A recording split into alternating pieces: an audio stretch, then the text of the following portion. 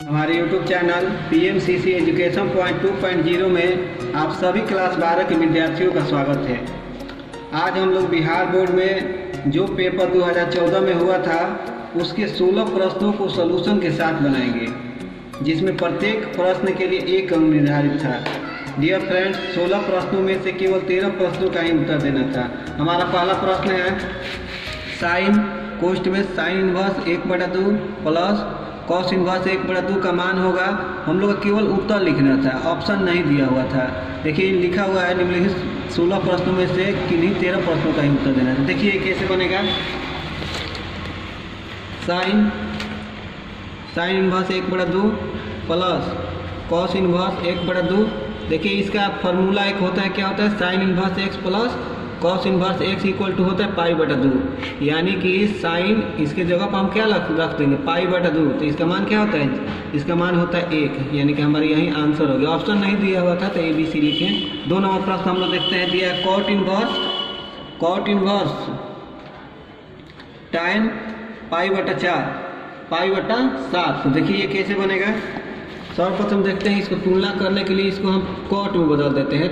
तो cot inverse, अब इसको हम बदलेंगे तो क्या होगा, कॉट 90 डिग्री माइनस थीटा, ये 10 क्लास का है π/7, यानी कि कॉट 90 डिग्री माइनस थीटा, फिर क्या हो जाए टाइन थीटा।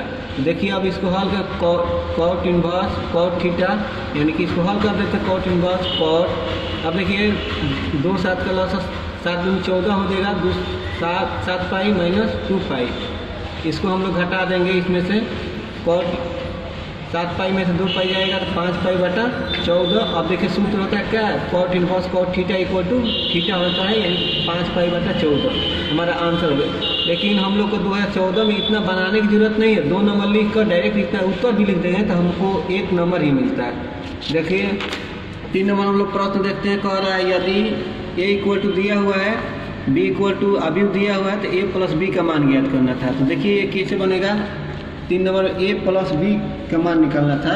तो देखिए a का मान 9 10 11, यहाँ पर 12 13 14, और देखिए प्लस b की जगह पर b का मान रख देंगे 11 10 9 8 7 6।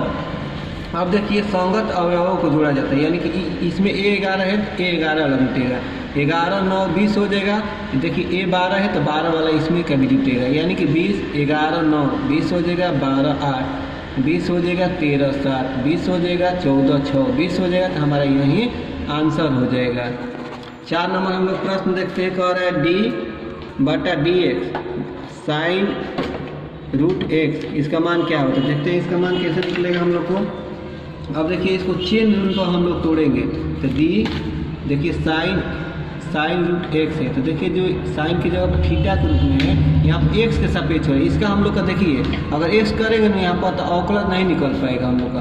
अवकलज क्या निकलेगा, इसका साइन का अवकलज कब निकलेगा, यानी कि रूट x के सापेक्ष निकलेगा। अब देखिए यहाँ पर क्या हुआ, ये रूट x यहाँ पर आ जाएगा तो बाटा में dx। देखिए फिर ये वाला कट जाएगा तो फिर हम लोग का यही रूप आ जाएगा।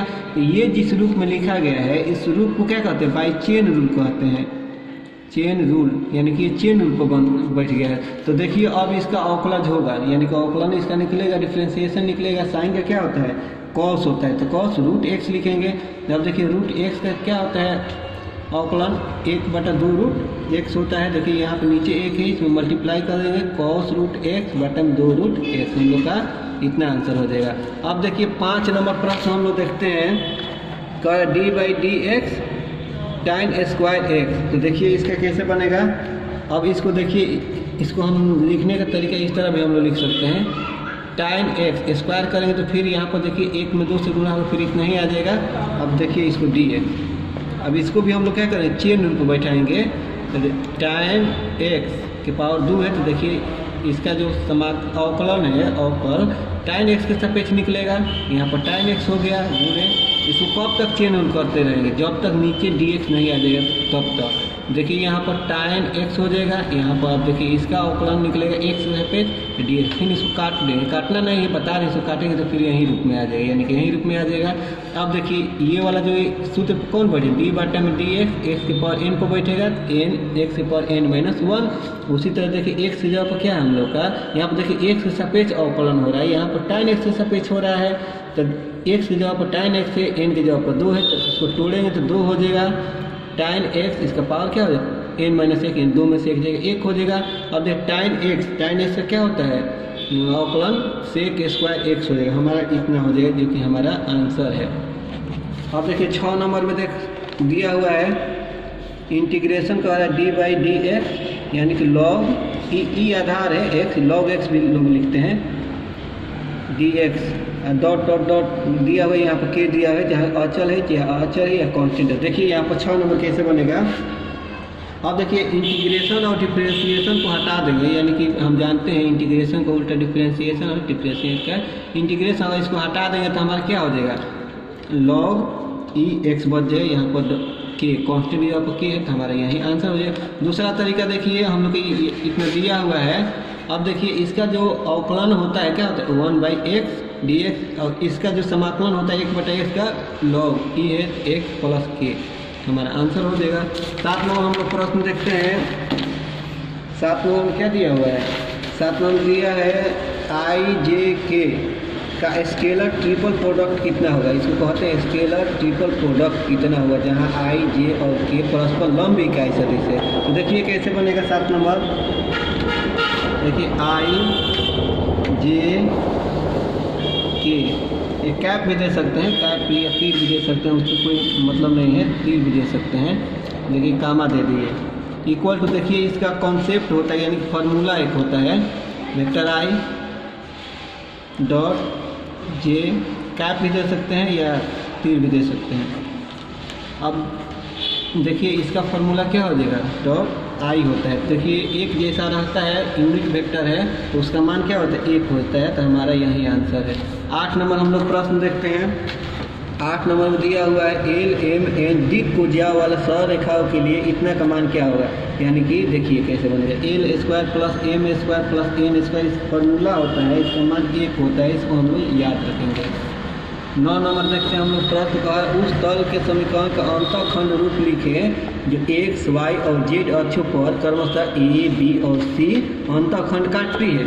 तो देखिए हम लोग बनाते हैं, इसको एक अक्ष बना लिए, इसको वाई अक्ष कहते हैं, इसको जेड कहते हैं।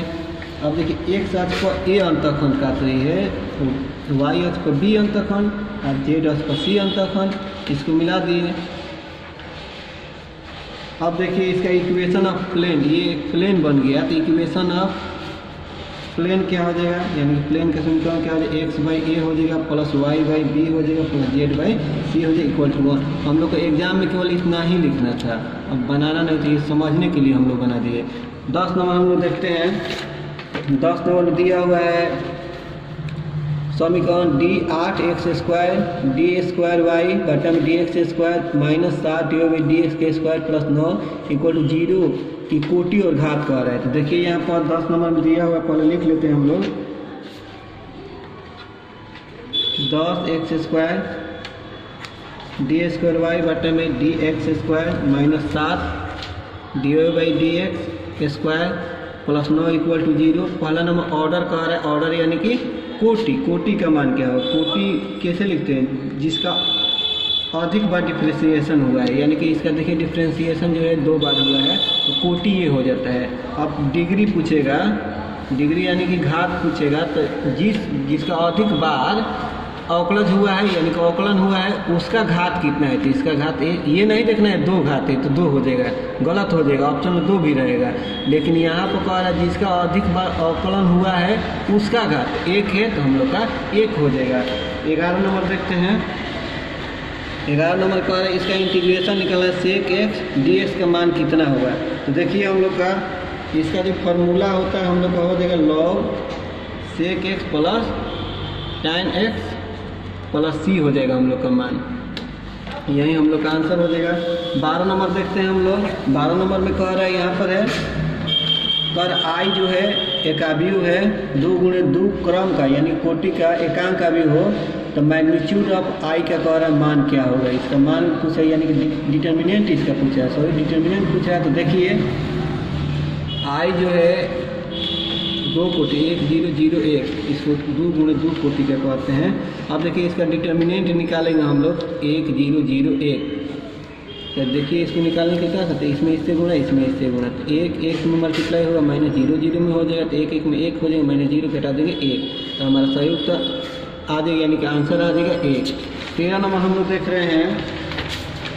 13 नंबर में दिया हुआ है यदि y बराबर 1/sin x प्लस e के पावर x तो dy/dx का मान निकालना है। तो देखिए 13 नंबर कैसे बनेगा हम लोग को, y बराबर दिया हुआ है 1/sin x प्लस e के पावर x। अब देखिए इसको लिख सकते हैं, इस 1/sin x को कहते हैं cos x प्लस e के पावर x, और differentiation with respect to x के सापेक्ष अवकलन करते हैं, dy/dx हो जाएगा। इसका भी करेंगे d cos x dx, इसमें भी होगा d e के पावर x dx हो जाएगा। cosec x का देखिए अवकलन क्या होता है, minus cosec x into cot x होता है, इसको याद रखना है, फार्मूला भी एग्जाम में आता है। e के पावर x का e के पावर x हो जाएगा, हमारा यही आंसर हो जाएगा। 14 नंबर देखते हैं, प्रश्न हम लोग को दिया हुआ है, रेखा इतना दिया हुआ है कि तल इतना के समानांतर होने के लिए आवश्यक शर्त क्या है। तो देखिए हम लोग 14 नंबर में एक हम लोग कोई प्लेन बनाते हैं, यानी कि समतल बनाते हैं। इस समतल का समीकरण हम लोग को दिया हुआ है ax plus by plus cz plus d equal to 0। आइए हम लोग का एक रेखा हो गया, इसका भी समीकरण हम लोग दिया है x माइनस x1 बट्टा में l बराबर y माइनस y1 बट्टा में n इक्वल टू z माइनस z1 अपॉन n। अब देखिए समतल से जो अभिलंब खींचा जाएगा, यानी समतल से जो अभिलंब खींचा जाएगा, अभिलंब वो जो है रेखा के लंबवत होगा। इस स्थिति में डायरेक्शन रेशियो के गुणनफल का योगफल क्या होगा, 0। डायरेक्शन रेशियो का यानी AL plus BM plus CM equal to 0। अब देखिए जो कि अभी से आवश्यक शर्त है, यानी कि इट इज नेसेसरी कंडीशन।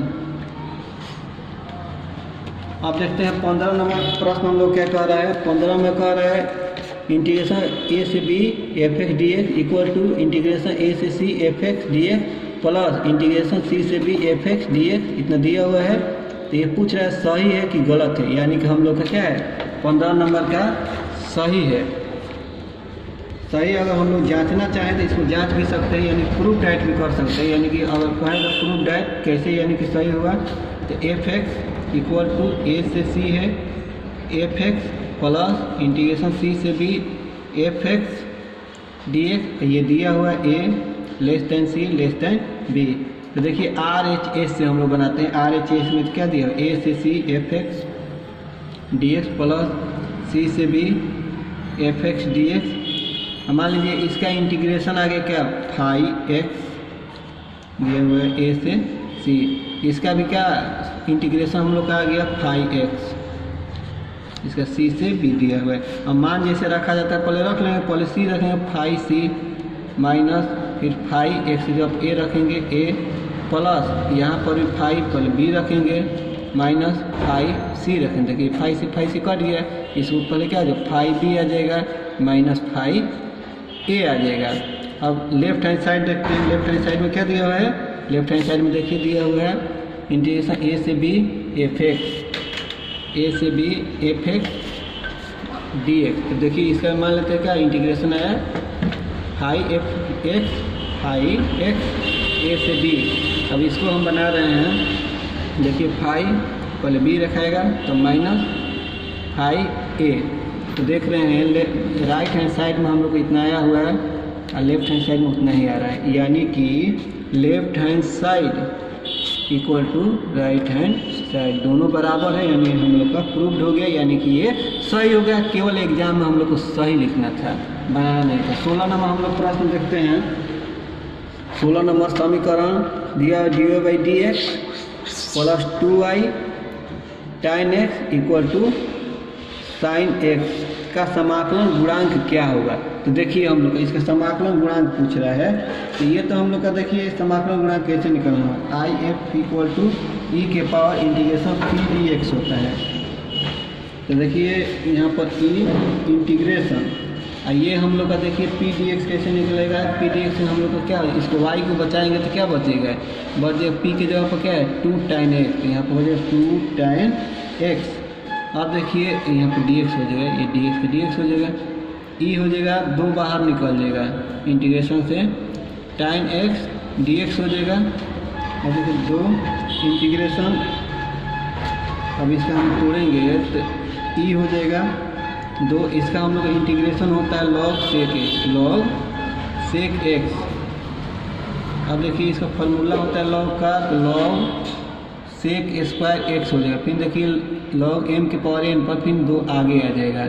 अब देखते हैं एक और सूत्र होता है e के पावर log, log के ऊपर जितना भी रहता है वही लिखा रहता है, यानी कि sec स्क्वायर x। यानी कि देखिए नोट में हम लिखते हैं e के पावर log, अगर x के पावर n भी रहता है तो हम लोग को बराबर x के पावर n जो भी रहेगा वो हम लोग को लिख देना था। लेकिन देखिए 16 नंबर में कह रहा है यहाँ पर tan स्क्वायर x लाने के लिए, लेकिन इसे थोड़ा गलती दे दिया है। लेकिन यहाँ पर tan स्क्वायर x नहीं रहेगा, sec स्क्वायर x रहेगा यहाँ पर, कि कोई भी बनाएगा तो यहाँ पर sec स्क्वायर x ही आएगा।